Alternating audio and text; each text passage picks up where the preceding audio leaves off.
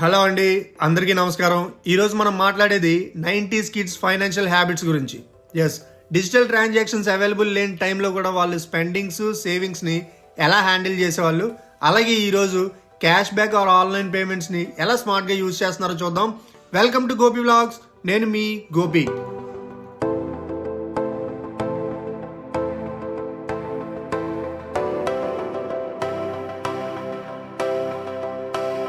Nineties kids టైంలో cash is king. వాలెట్లో ఎంత ఉందో అంతే బడ్జెట్. అందుకే ఓవర్ స్పెండింగ్కి న్యాచురల్ బ్రేక్ ఉండేది. ఫర్ ఎగ్జాంపుల్, మీ చేతిలో ఒక 500 రూపాయలు ఉన్నాయనుకోండి, 3 సార్లు ఆలోచించి ఖర్చు పెట్టేవాళ్ళు. ఈ వీక్ సరిపోతుందా లేదా, ఇది అవసరమా కాదా అని. ఇదైతే మనీ స్పెండింగ్లో గోల్డెన్ రూల్ ఆర్ ఫార్ములా అని చెప్పొచ్చండి. మన సేవింగ్స్ డోర్స్ని ఓపెన్ అవ్వడానికి ది బెస్ట్ రూల్ అయితే ఇదే. Next, spending style. Value for money. 90s kids spending ప్యాటర్న్లో ఒక స్పెషల్ థింగ్ ఉంటుందండి, అదే వాల్యూ ఫర్ మనీ. బ్రాండ్ కోసం కాదు, యూజ్ఫుల్నెస్ కోసం కొనడం. ఇదే బెస్ట్ రూల్ అనమాట. ప్రైస్ కంపేర్ చేసి వన్ టైం బయ లాంగ్ యూసేజ్ ఉంటుందా అని ఒక మైండ్ సెట్తో ఏదైనా థింగ్ని పర్చేస్ చేసేవాళ్ళు.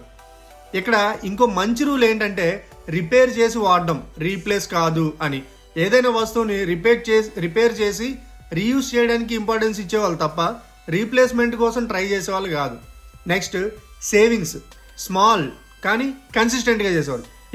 90s కిడ్స్ సేవింగ్స్ కల్చర్లో కన్సిస్టెన్సీ చాలా స్ట్రాంగ్గా ఉంటుంది. Piggy bank, postal savings, chit లేదా కమిటీ, ఆర్డీఆర్ ఎఫ్డి, చిన్న మొత్తమే అయినా సేవ్ చేద్దాం అనే మైండ్ సెట్ ఎక్కువగా ఉండేది వాళ్ళలో. ఇక 90s మెయిన్ రూల్ ఏంటంటే, సేవింగ్స్ అంటే మిగిలితే కాదు, ముందు పెట్టాలి అనే అలవాటు. ఇది the best rule for savings అని చెప్పొచ్చు. నెక్స్ట్, డిజిటల్ లేని రోజుల్లో ట్రాన్సాక్షన్స్ ఎలా? ఆన్లైన్ ట్రాన్సాక్షన్స్ లేనప్పుడు కొనుగోలు అంటే time plus effort. Bill pay చేయాలంటే లైన్లో నిలబడాలి, మనీ ట్రాన్స్ఫర్ అంటే బ్యాంక్ వెళ్ళాలి. ఈ ఎఫర్ట్స్ వల్ల అన్నెసెసరీ స్పెండింగ్ తగ్గేది. అందుకే పర్చేజెస్ అన్నీ కూడా ప్లాన్డ్గా ఉండేవి. ఇంపల్సివ్ షాపింగ్ ఆబ్వియస్లీ తక్కువగా ఉండేది. సో నెక్స్ట్, టుడేస్ డిజిటల్ ఎరాలో 90s కిడ్స్ స్మార్ట్ అడాప్షన్. ఇప్పుడు యూపీఐ కార్డ్స్, యాప్స్ వచ్చాక 90s కిడ్స్ కూడా అప్డేట్ అయ్యారు, కానీ వాళ్ళ బేస్ డిసిప్లిన్ మాత్రం సేమ్. అందుకే డిజిటల్ టూల్ని కన్వీనియన్స్ కోసం వాడతారు, కంపల్సివ్ స్పెండింగ్ కోసం కాదు. And next, cash back and offers approach. Cash back ఉందా, ఓకే, ఆల్రెడీ ప్లాన్ స్పెండింగ్కి యూజ్ చేద్దాం అని అనుకునే మైండ్ సెట్. రివార్డ్స్ రిడీమ్ చేస్తారు, బట్ అన్నెసరీ బయింగ్ చేయరు. ఎక్స్పెన్స్ ట్రాకింగ్ యాప్స్ని ప్రాక్టికల్గా యూజ్ చేస్తారు. Next, scams awareness. ఇప్పుడంతా digital, UPI, cards, OTPs, links, convenience పెరిగింది కాబట్టి స్కామ్స్ కూడా పెరిగాయి. ఇక్కడ 90s కిడ్కి ఒక ప్లస్ పాయింట్ ఏంటంటే, వాళ్ళలో ముందు వెరిఫై చేసి తర్వాత యాక్షన్లోకి వెళ్ళాలి అనే హ్యాబిట్ స్ట్రాంగ్గా ఉంటుంది. అదే హ్యాబిట్ని డిజిటల్ వరల్డ్లో అప్లై చేయడం మొదలుపెట్టారు. దానివల్ల ఇప్పుడిప్పుడు స్కామ్ ఛాన్సెస్ కొంతవరకు తగ్గుతున్నాయని చెప్పుకోవచ్చు మనం. ఇక 90s కిడ్స్ మనీ రూల్ ఏంటంటే, cash mind set. Only maximum వీళ్ళు క్యాషే వాడతారు, యూపీఐ ఉన్నా కూడా.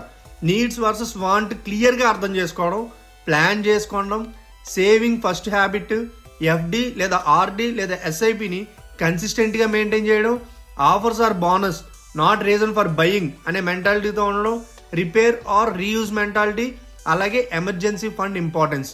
అది ఇలా 90s కిడ్స్ వాళ్ళ మైండ్ సెట్తో మంచి మనీ స్పెండింగ్ రూల్స్ని ముందు జనరేషన్స్కి నేర్పించారు. అదండి 90s kids money spending habits. అలాగే జెన్జీ యూజ్ చేస్తున్న మనీ స్పెండింగ్ హ్యాబిట్స్ కోసం కూడా ముందు ఒక వీడియో మనం డిస్కస్ చేయడం జరిగింది. ఆ వీడియోని ఎండ్ కార్డ్స్లో చూడొచ్చు. మీరు 90s కిడ్ అయితే మీ బెస్ట్ మనీ హ్యాబిట్ ఏంటి, మీ ఫాదర్ టైంలో మనీ స్పెండింగ్ ఎలా ఉండేది, అన్ని సరదాగా మన కామెంట్ బాక్స్లో చెప్పండి. ఇలాంటి finance plus life style videos కోసం లైక్, షేర్, అలాగే మన ఛానల్ని ఇప్పుడే సబ్స్క్రైబ్ చేయండి. నేను మీ గోపి, సైనింగ్ ఆఫ్.